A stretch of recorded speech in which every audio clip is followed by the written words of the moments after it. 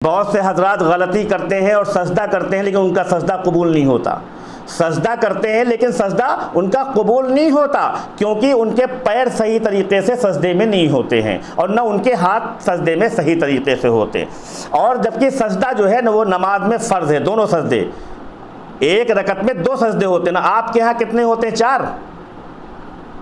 एक रकत में 4 होते होंगे ना, आपके यहाँ 2 ही होते हैं ना। तो जब 2 ही होते हैं तो 2 सजदे होते हैं। बोलो ना भाई, 2 होते हैं ना। तो 2 सजदे जब होते हैं तो दोनों फ़र्ज़ हैं। अगर एक सजदा भी छूट गया आपकी नमाज नहीं होगी। तो जब नमाज में सजदा करना फ़र्ज़ है और आपका सजदा ही सही नहीं होगा तो नमाज क्या होगी?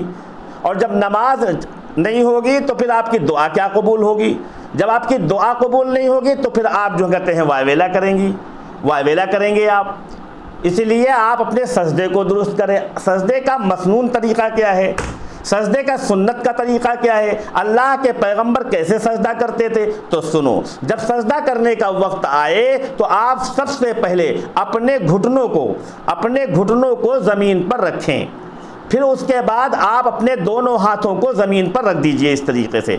और ना उंगलियों को आप बिल्कुल फैलाइए, यानी बिल्कुल उंगलियों को फैलाइए नहीं, ना उंगलियों को बिल्कुल मिला के रखें। अगर बिल्कुल एकदम से मिला लेंगे तब भी सजदा दुरुस्त नहीं होगा, और अगर आप बिल्कुल फैला लेंगे तब भी आपका सजदा दुरुस्त नहीं होगा। बेहतर तरीक़ा ये, सुन्नत का तरीक़ा ये है कि आप अपनी उंगलियों को उसके हाल पर छोड़ दीजिए। उंगलियों का एक हाल होता है, जैसे ये अपने हाल पे हैं, यूँ फैला लिया अपने हाल पे नहीं है, या यूँ बिल्कुल मिला लिया अपने हाल पे नहीं, अपने हाल पे छोड़ दीजिए। जितने पे उंगलियां रहती हैं और चुप्पे से जमीन पर रख लीजिए। और ये जो अंगूठा देख रहे हैं आप, ये अंगूठों के दोनों सिरे जो हैं आपकी एक कान की लौ के बिल्कुल बराबर में हो, ना ऊपर हो ना नीचे हो।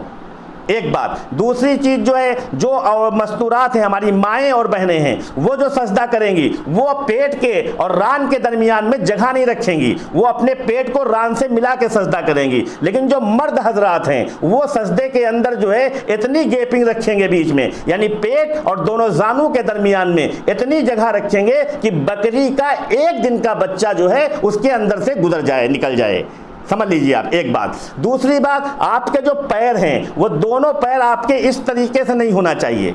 यानी बहुत से लोग क्या करते हैं, इस तरीके से रख लेते हैं, यानी पीछे को ये उंगलियां निकल जाती। नहीं, उंगलियां आपकी इस तरीके से होना चाहिए। इस देख लीजिए आप, यानी ये उंगलियां आपकी पूरब की तरफ हों, इस तरीके से, बल्कि इस तरीके से ना हो, इस तरीके से। और ये दोनों, जैसे मिसाल के तौर पर ये पैर का अंगूठा है, ये आप समझ लीजिए पैर का अंगूठा है, तो ये पैरों के अंगूठे को दोनों को आप मिला लीजिए इस तरीके से जब सजदा करिए आप, और ज़मीन पे रखे रहिए।